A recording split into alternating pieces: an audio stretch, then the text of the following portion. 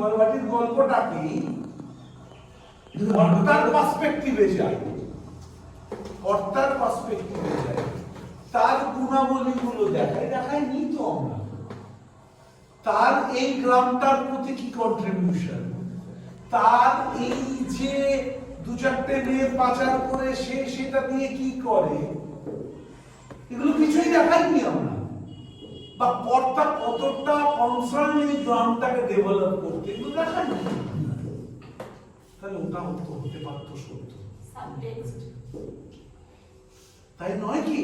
তার মানে এই জীবনের হয়তো এই সত্যটা ছিল, এই সত্যটাকে সাপ্রেস করে কর্তার নারী পাচারের সত্যটাকে প্রকাশ করতে হয়েছে।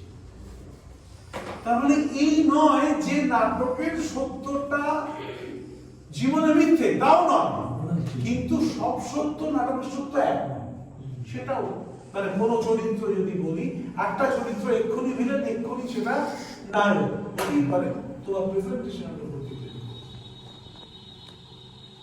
ধরে নিলাম আমি আমার একটা ছোট্ট উদাহরণ দিচ্ছি, ধরে নিলাম কেউ মানে রিজিওনাল বায়াসনেস কারোর মধ্যে নেই তো, হ্যাঁ নেই, ধরে নিলাম রামচন্দ্র, এটা রেকর্ড করো না,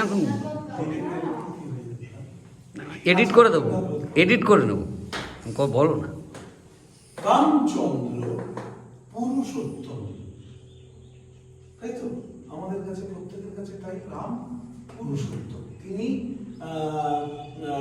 আমাদের বিষ্ণুর অবতার, ভগবান আছেন, ঠিক আছে। আমার কাছে তিনটে প্রশ্ন আছে। রাবণকে আমরা একেবারে ভিলেন হিসেবে দেখছি তো, আচ্ছা, তো এই যে আর্যরা এসেছিল উত্তর ভারত থেকে, দাক্ষিণাত্য কাদের দখলে ছিল? দ্রাবিড়দের দখলে। তার মানে রাক্ষস দ্রাবিড়, এরা রাক্ষস বলে, অনার্য ছিল। তো এবার তোমার ঘরে ঢুকে গিয়ে তোমার বাড়ির সামনে কীর্তন শুরু করেছে, আগুন টাগুন জ্বালিয়ে ক্যাম্পফায়ার করছে, তাতে আবার ঘি ঢেলে করে এত কিছু করছে তোমার ঘরের, তোমার উঠোনের মধ্যে, তুমি প্রতিবাদ করবেই করবে না? কেন করবে?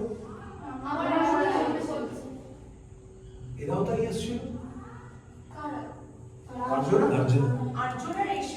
এসে মনীষীরা যখন ওই হোমযজ্ঞ শুরু করলো, তারা কার উঠোনে গেছে? তোমার উঠোনে গেছে, অনার্যদের উঠোনে ঢুকেছে তো, যেটা অনার্যদের জায়গা